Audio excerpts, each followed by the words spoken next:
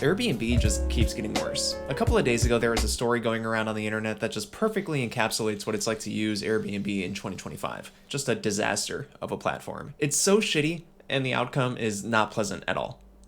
A couple of months ago, a woman from London booked a one-bedroom apartment in New York City for a couple of months so that she could study abroad or something. She decided to leave a couple of weeks early because she felt unsafe in the area that the apartment was in. Well, not long after the woman left the apartment, the host, who is a super host on Airbnb, by the way, got in touch with the woman and said that she caused over $16,000 in damages to, hold on, the coffee table, the robot vacuum cleaner, the couch, the microwave, the TV, the air conditioner, and she also claimed that the woman left urine stains all over the mattress. Now you might be asking yourself how one person can break everything in an apartment. I mean, some people are savages, I get that. But I think it's just a little bit odd that the host is saying that everything that's allegedly broken is some sort of major appliance or really expensive thing. Now this is where it gets interesting, because the host would proceed to send pictures of some of the damages that the woman allegedly caused, and this is a photo that was shown of the damage to the coffee table, for example. Notice anything funny about it? How about that it's not real? The host of this Airbnb used AI to make it look like this table was all but cracked in half. How do we know this? Because there's multiple photos of the table, and the crack isn't the same in the multiple photos. So the woman, fully aware that she's being scammed out of thousands of dollars for damage that she didn't cause to this person's Airbnb, appealed this, and Airbnb would carefully review the photos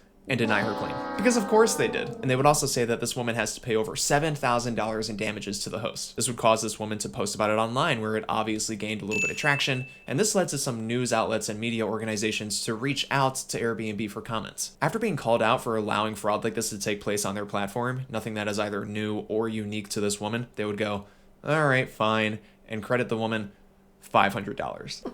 $500. But this wasn't enough, and there was a lot of back and forth between Airbnb and this woman, and the story was continuing to gain more and more traction online until eventually Airbnb would be forced effectively to issue a formal apology and refund the total cost of her stay. They also would remove the bad review left on her profile by the host. But what pisses me off most about this situation is, what do you think happened to the host who used AI to fake damages in an attempt to scam money out of one of his guests? Did he pay a fine? Was he removed from the platform? No, absolutely not. He was given a warning from Airbnb saying effectively, don't do that again. And he's still a super host on Airbnb. This is obviously a problem that's only going to get worse and worse as Airbnb continues to allow this sort of behavior to happen on their platform, on their watch. But it isn't just damages that's being faked on Airbnb. There's been a lot of listings on Airbnb lately that are using AI in their photos. This is a 2-bedroom, 2-bath condo in Vancouver. Doesn't this look so relaxing? It's like an urgent care waiting room with a TV. Or how about the kitchen? I mean, what the fuck are these things on the stove? Are these supposed to be pots? Back in the early days of Airbnb, or even back when I first started using it, which wasn't even 10 years ago before it got really bad, Airbnb was a cool alternative to staying at another boring hotel. You could stay somewhere cool and unique, like a cave or a spaceship or a boat. But then, just like everything else on the internet, it went to complete and utter shit as soon as people realized how much money you could make doing it. Looking at you, YouTube body cam channels. Seriously, I mean, how many body cam channels do we need? Anyways, AI and scammy hosts aren't the only reason why Airbnb sucks now. For example, of course, there's the ridiculous cleaning fees that you have to pay despite having to clean every square inch of the house before you leave. The cleaning fees that sometimes cost more money than the actual rental itself does. I mean, personally, I love taking out the trash. I love having to do all the dishes and put them back exactly where they were when we got there. I love having to sweep the floors and vacuum the bedrooms and throw all the sheets in the washer and fluff the couch cushions. In the words of Gabby Bell, I don't want to have to do chores when I'm on vacation when I'm already paying you to do those exact things for me. That's what the cleaning fee is for. Or the fact that rich assholes are buying up every nice piece of property for sale in desirable areas with the sole intention of turning them into Airbnbs, taking away homes from the locals and driving up prices. The cool and unique mom and pop vacation rentals that you were able to get for less than the price of a hotel with twice the cool factor have gave way to giant property management behemoths, which sucks. And then there's the security cameras. Security cameras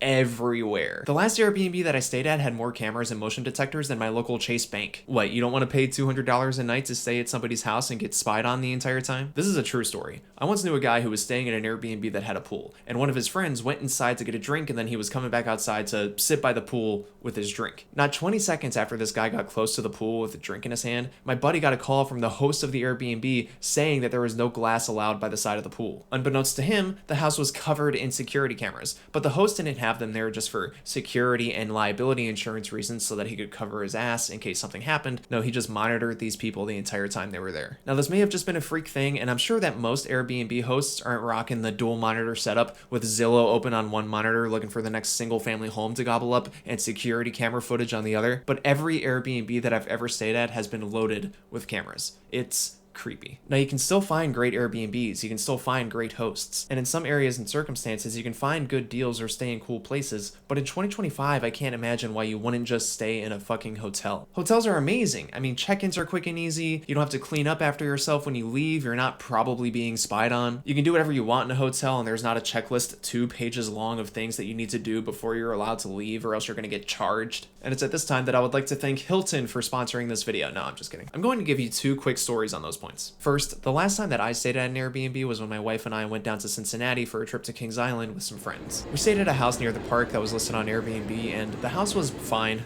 No complaints. But when we got there, it took 30 fucking minutes to get into the house. We couldn't get a code for the door, and we couldn't get a hold of the host to give it to us. Eventually, my friend was able to get on the phone with the host, and she couldn't remember what the code was either. She was asking her husband, "Honey, do you remember what the code is for the rental?" Getting into this Airbnb was like getting into Fort Knox. The second story, which is one that I'm not proud of, but I'm going to share it here anyways, takes us back to my high school prom. Me, my girlfriend, some of her friends, and some friends of mine, we all booked a cheap hotel room for the night. Because we didn't really want to go to some house party, we just kind of wanted to get some friends together and do our own thing. We leave prom, we meet up at this hotel, and we have a lot of liquor. Long story short, a lot of interesting things happened that night. My best friend, who's still my best friend to this day, bless his heart, he ended up drinking so much and getting so sick that he destroyed every inch of this room. He puked all over the bed.